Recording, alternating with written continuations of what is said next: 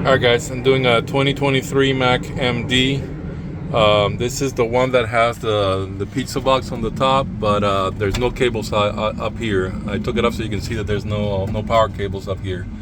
Normally there'll be the power cables will be bundled back here, but this one doesn't have it. So what you do is you gotta take off the front dash. There's like 4 screws holding the trim piece down there, and then like 4 or 5 screws holding this piece, and you can slide this out. You're gonna find your power cables and your CAN bus wires on this bundle right here. They're usually zip tap right there.